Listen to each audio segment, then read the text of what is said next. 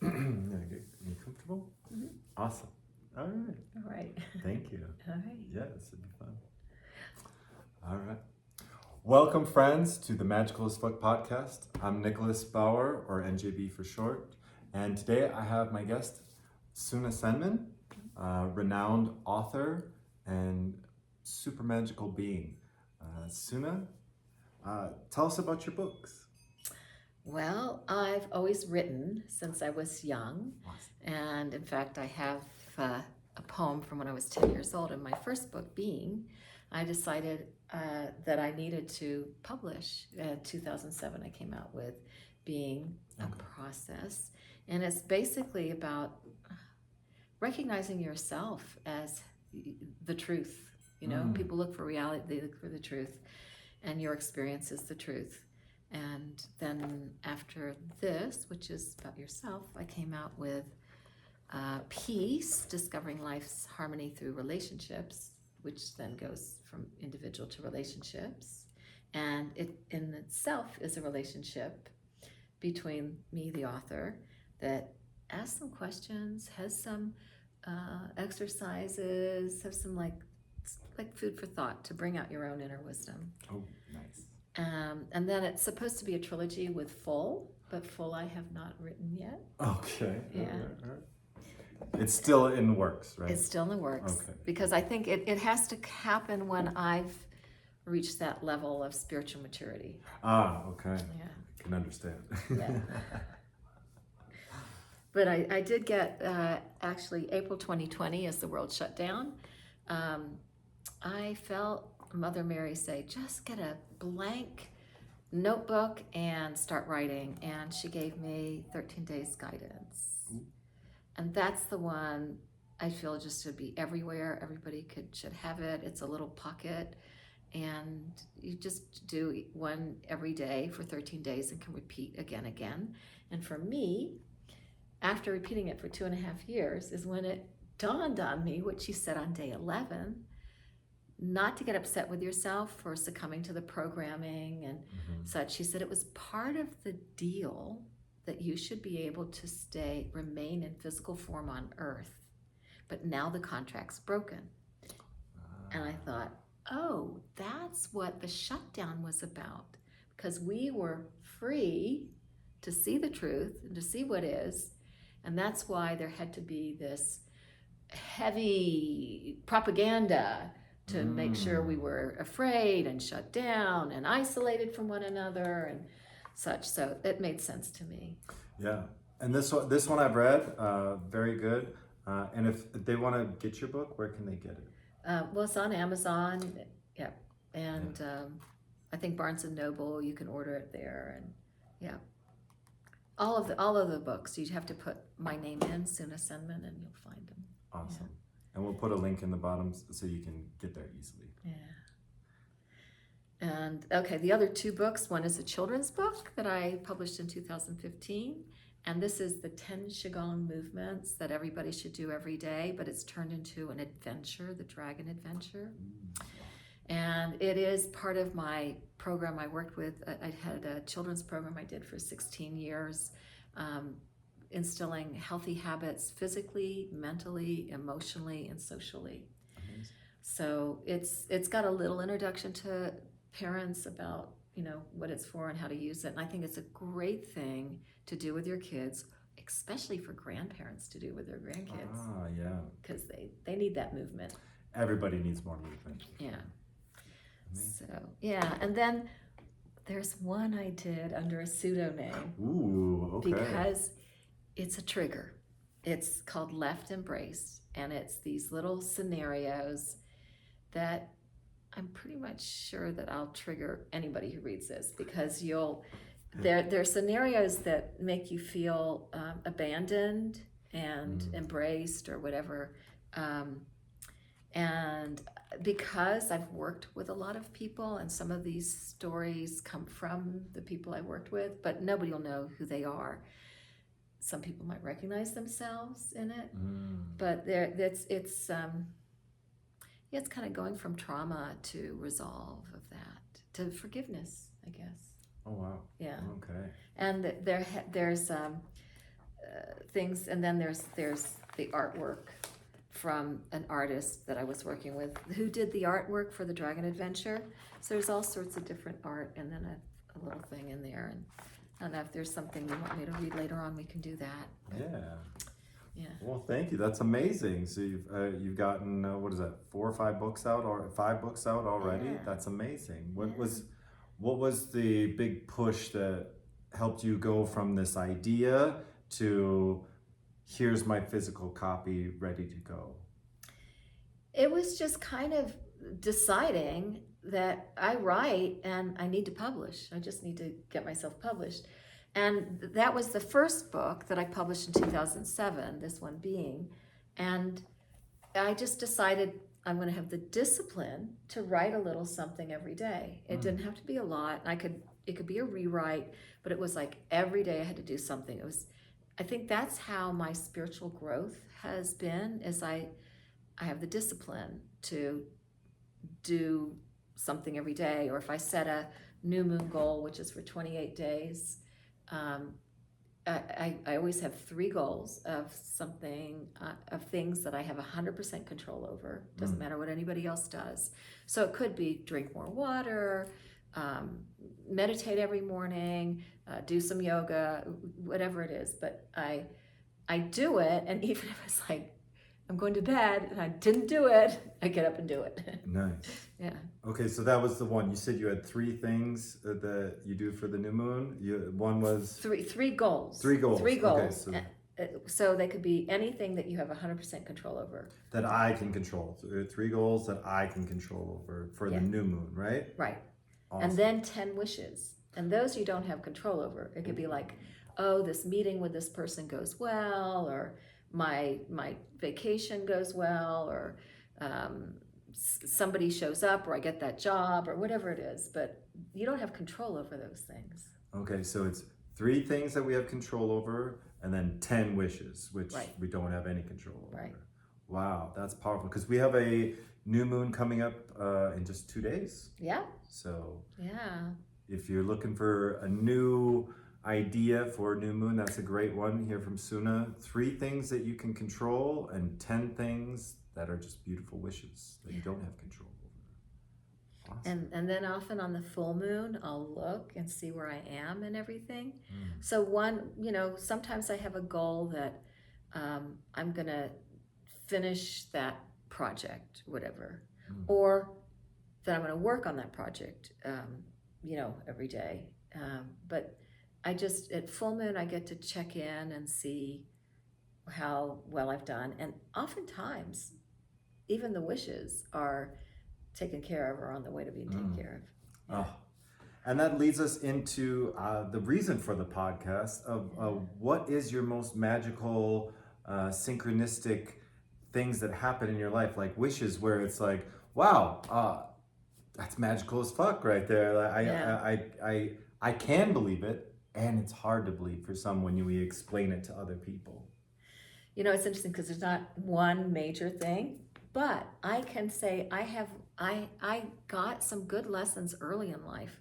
Like the first thing that comes to my mind is when I was a competitive gymnast as a teen, and I was trying out for for cheerleading. I think it was junior high or high school, but it was kind of early on. And so were my other friends in gymnastics, and I worked really hard with it on my little cheerleading routine. They got picked and I didn't. And I just kind of talked to myself, and I thought, okay, I could mope for 3 days and just feel sorry for myself and miserable. And this is definitely a wish, not a goal, because I had no control over it. But I decided, you know what? I'm just going to move forward. I did my best, and I'm just going to stay open and, just continue to be, the person I want to be, I guess. And a couple of days after that, I got invited to the national competition, and none of them did. And it was like beyond what I could have even imagined. Wow. So that was a big lesson in do your best to achieve your goals, but if they don't happen the way you imagine them or you want them to, still just be your best. And the universe oftentimes has a better idea of what's best for you than you have yourself. So that was a great magical, Wow. thing. And then when you went to nationals, did something happen there that kind of put you on a different path, or? Well, nationals was interesting. Well, first of all, we had to travel, so it was like travel, stay in the hotel, and be with it all. And it was at a time when they were still figuring out how to do their meets well, I think. Okay. So I ended up, it was overbooked pretty much, and I was competing at night Oof. when I was exhausted. But yeah, it was just a good experience, and yeah, I learned a lot by being a competitive gymnast, Yeah. even though I didn't make it to the Olympics or anything. But I learned a lot. And What would be one takeaway from gymnastics that still applies to your life today? it's the discipline thing, to go to practice, to do what you need to do every day, even when you don't feel like it, especially when you don't feel like it, because it tended to be those days that it was just like, I just want to stay home in bed, I don't want to do this, but I've got practice, where I'd have a breakthrough. And so that's with life, like when you decide you're doing something and it's practice, a discipline that you want to do, you're moving towards a goal, especially when you don't feel like doing it. If you push through and do it, usually you get more benefit than not. Nice. Yeah, that's definitely a thing for yoga. It's like, oh, I don't want to practice that day, and it's like that's when we need to practice the most. Or with meditation, you're like, oh, I'm too busy. They say that you should meditate at least 20 minutes a day, and if you're really busy, then you should meditate an hour.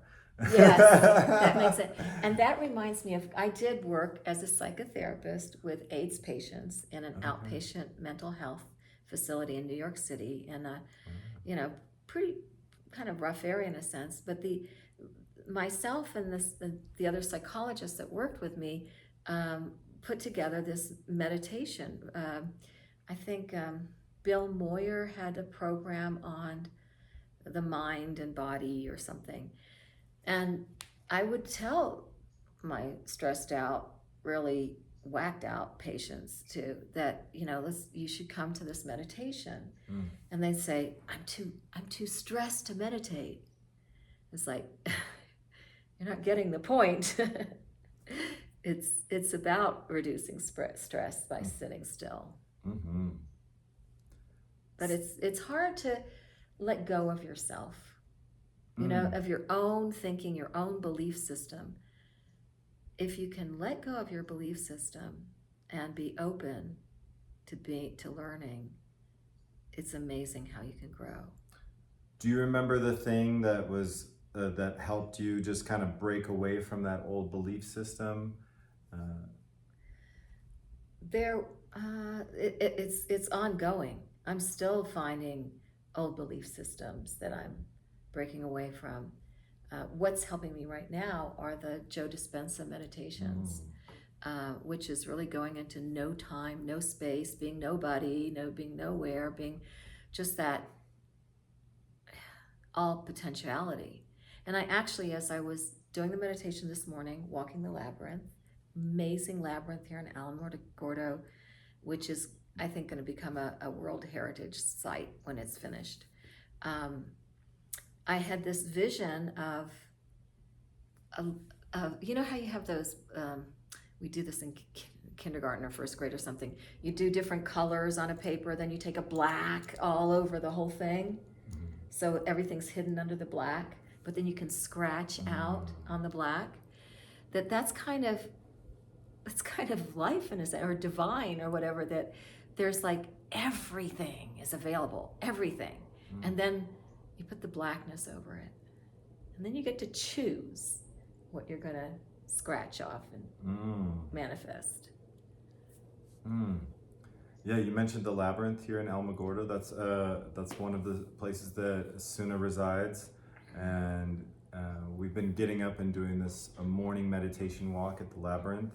If you're not familiar with the Labyrinth, it's a maze, right?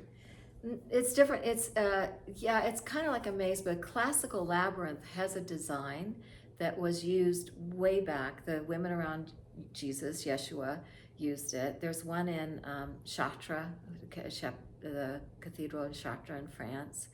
A lot of churches have them. Outside of Santa Fe, they have a labyrinth. But this particular one is the world's largest labyrinth, and it's in the shape of a turtle. The woman, Teresa Van Winkle, who is making it happen, said it's not her idea. It comes from a higher place, but she's the one who's making it. Mm-hmm. And I just was amazed how intricate it is, and how I don't know how to explain it. But it's a walking meditation. Mm-hmm. And every time you make a turn to the right or to the left, you go from your right brain to your left brain, or your left brain to your right brain. So by the time you get into the middle, you're really centered. And I have to tell a funny story, because there was when they just had the small one, which is the head. Now they have the head, the body, and the tail.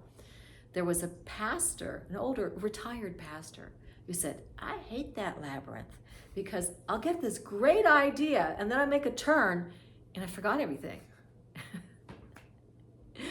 And that's kind of it. It's like balancing between doing and being, or thinking and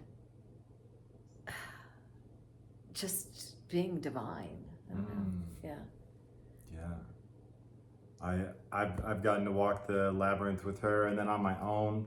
It's beautiful. The tail represents the past, the shell represents the present, and then the head represents the future. And going through and walking through these different parts, and allowing ourselves to go into those spaces of the past, present, and future, and meditate on those things. I know Joe Dispenza and a lot of other meditators talk about the ability to go into that time and space, because whatever you think about time, whether it's linear or all happening at the same time, there are a lot of studies and schools of thought that saying that the past can affect the future, and the future can affect the past, and we can change all of these things right here, right now. What are some of the ways that you use that kind of magic in your real life now? You mentioned Joe Dispenza and his meditations. What are some of the magical things that you do in your life now? Yeah, I think what I've realized by practicing this kind of going into no space, nothing, and allowing myself to be outside of the box of who I think I am and what I'm doing now, Mm-hmm. and being open to the unknown, has, like, I definitely feel my body heal from that. Because the first thing I studied in college was languages. Languages, psychology, and political science. Okay. And I realized that the way you think, your language, affects how you feel, how it affects your psychology, your whole personality and beingness. And that's one of the things you talked about, letting go of programming. And what I'm still letting go of programming is the things I say to myself, and it could be like, "Oh, my hip really hurts." Well, it's kind of like telling my hip to hurt. And when I go into the no space, nothing, just focus on a higher being, a higher elevated feeling, then it's like I'm not feeling pain until I think, "Oh, that hip, it used to hurt. Oh yeah, it'll hurt if I think about it."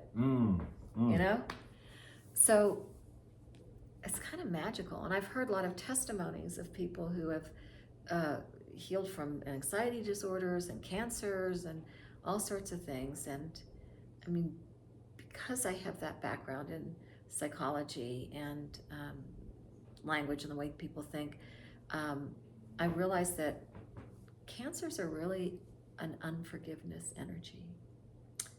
And I remember one doctor saying he had a patient that he said, look, if you could just forgive your mother, your breast cancer will probably go away. Oh. And she said, I will never forgive my mother. I'd rather die. Oof. And that's exactly the spell she cast on herself. Oof. Oof. But everybody gets to choose. Everybody gets to choose. You mentioned the spells that we cast on ourselves. What are some of the spells that you cast on a daily basis for yourself? Well, I try to cast a spell of this is a beautiful day. This is blessings are coming. In fact, when I do my videos, I always end with open to receive your blessings in this day or this week. And that's basically it, just allowing for them. It's a real misconception to think we have to make things happen. It's a difference between taking a step in a direction that you want to go in and trying to make things happen. Because if you just step in, it's kind of like the saying, God helps those who help themselves. You step in the direction and you're usually met with what you bring. So if you bring a hopefulness, you get experience of a hopefulness. But if you bring a doubt and a complaint and a negative idea, you'll get it. You actually get what you look for. Yeah, perception is a big thing in our world. With the energy that we focus on, we're going to see a good example of let's say you're wanting to buy a new car, and you're looking at, I don't know, a Buick Encore. She just sold one, and most of the time we'll notice that all of a sudden driving around, we'll start seeing this car that we're thinking about all the time on the road. They're like, how is there so many of these on the road?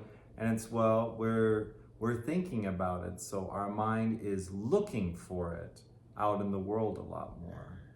So it's cool to see that you're like, no, I'm taking the discipline that you've learned in gymnastics and moving it through your life to be like, this is what I want to see more of in my life. Yeah. And this has been my recent focus or whatever, is watching my focus. And if I focus on the things that I'm not happy with, I think, I can just as well focus on the things I'm happy with, the glass half full instead of half empty. And so I've been catching myself more and more when I say things like, this road construction shouldn't be this way. It's like, well, how is that going to make my day better by thinking that way? But if I think, I'm so glad that I've got a vehicle and I can even take another road if I want, and maybe it's going to bring me into a situation, some magical situation. Who knows? But I did want to say something about the thinking about something, and we can manifest by thinking about it a lot. So there was one year when I really wanted Pocahontas boots, the leather boots and the fringe and stuff. I looked everywhere for them. And I was in New York City, everything exists there, right? In New York City. I couldn't find them. I just couldn't find them. Well, the next year, everybody had Pocahontas boots. They were just everywhere. You were ahead of the curve. Yeah. I could say I made it happen, or it could be that in the field there was this concept of Pocahontas boots and that designers were already working on them as I was thinking about them. That is an idea that we talked about it a little bit last night, about how this idea that consciousness just wants something in the world and it'll push it out in all these different channels or people, and a lot of the time you'll see like the same store pop up right next to each other at the same time. I think we were talking about a tea house in Right, Florida where it was right. like, oh, we just put this one up and now somebody else did one right down the street. It's like, oh, this is no good. It's like, well, I think it's just consciousness wanting to be expressed in these different ways. Wouldn't you, you Yeah, agree? yeah. I mean, they've said that about like, when a new invention has come out, it's like somebody in Russia came with it, and somebody in the States came with it, somebody in India came, like it was the concept in the field that certain people caught. And I've also heard that when you get a concept, when you get an idea, if you don't act on it right away, somebody else will. But even if you act on it and somebody else acts on it, it's not a bad thing because it's probably something new, right? Like a tea house, in Florida. It makes people think like, oh yeah, not just a coffee place. I could go to a tea house, and so it's good that there's similar things that pop up to help normalize it for the most of society. Yeah. And that's the idea behind this podcast of reminding people that magic is out there in the world, and synchronicities and all these things happen all the time, so that we start looking for it more. I've been living this way for over probably like 15 years now, of like living this magical life. That's how Magical as Fuck started. And it's part of what got me to meet Suna in Mexico. It was a very magical meeting at this festival where I wasn't doing very good at the festival, and I was like, I don't understand why I'm here. And then I met her and her partner Eugene, and it was like, oh my God, you guys are amazing. They're like, come to New Mexico. I came, and we've just, our friendship has grown exponentially from that. And the value that I've gotten way exceeds the money that I lost at that festival. So it's really fun to see how magic comes in, and it may not look like this beautiful magical thing in the moment. And then later it's like, whoa, I'm so glad that it happened that way, Right. because now I'm in a way better position than I was before. Yeah. So that's why we're here, to share these magical stories with you. If you guys want to be a part of the Magical as Fuck podcast, let me know. Love to interview you and share your magic that you're sharing with the world. I'm so grateful for Suna and her magic that she brings to the world. Do you have your own website or anything like that to find? I do. It's my name. Okay. It's Senman.com. And I offer, I don't do updates on my website so much, but I do offer quantum hypnosis, hypnotherapy, counseling, but the way I do it is not codependent. It's 4 sessions. We come on a goal that is accomplished in 4 sessions, and then I'm available for you in between those sessions too. And just we want to get those sessions done within a couple of months, but 4 sessions. And then what else? I do some writing. I'll do writing projects for people, and I think, probably I can do other stuff, but that's what's on my website, my books. But you know what? Before we close, I really wanted to ask, can you tell your story, how you started the Magical as Fuck? Oh, how I started, the quick and dirty is I guess we can say when I had my yoga studio in Wisconsin, that's a good place to start. I guess when I was born, it was pretty magical because my stomach wouldn't open to take in food. And I was saved after 2 weeks of dying. I was saved by a doctor. My mom really pushed hard and be like, no, he's got this thing. So I've definitely lived my life as this is a gift, because it is. If there wasn't that doctor, I wouldn't be alive.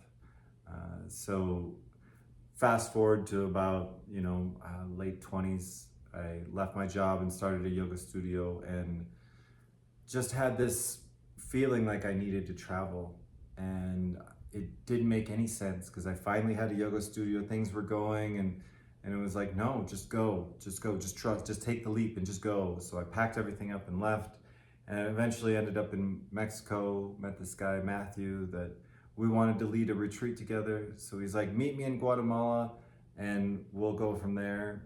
Went down there and had an amazing time, did the retreat, and then my house got robbed and I lost everything. At this time, I had left the States completely, my bank accounts and everything, so I was like nothing. And I stood there when I saw my house and I said, what am I supposed to do now? Just like that, not angry or anything else like that, just like curious, like, what am I supposed to do now? And that day I got offered to lead 2 different cacao ceremonies, and then 2 days later I was asked to bring cacao to Iceland to serve cacao there to raise money for this permaculture festival. And from there I went on this wild ride for another 1.5 years of just trusting in the universe to take care of me, and people and money and everything just came magically to facilitate my life. And I got out of this idea that I have to work hard, I have to grind and hustle to make all these things happen so that I can do what my heart wants in this world. And it's been about almost 10 years since that happened, and I've been living in this place of trusting in magic and trusting in my heart to guide me. And right now I'm feeling this pull to go to Thailand without any real plans. And it's like the other side of the world, like what am I doing over there? Like how am I gonna make money and all this stuff? And it's like, it's always gonna work out for me because that's what I believe and that's what I tell myself every day. So thank you so much for asking me about that. Well, and also just to add there, you have a lot of talent. You have Yes. musical talent and the yoga, the qigong, the ecstatic dance, the contact improv, and the clothes. clothing. Yeah. Suna's totally decked out and magical as fuck right now. You can check out magicalaf.store for some of the designs that are available right now. I got some robes that with me right now that will be gone very shortly here. So hit me up if you're looking for that. And yeah, I just want to thank you so much, Suna, for being here with me today and sharing your magic with the world. Excited for our next episode of Magical as Fuck podcast. Yeah, we need to wear the robes. Yeah, for sure. On the next one. Next one. Okay. Thank you so much. Thank you. 33 minutes, I think. Yeah, that was perfect. Take care. And go forward, open, allowing for your blessings. Yeah. Bye. Stay magical.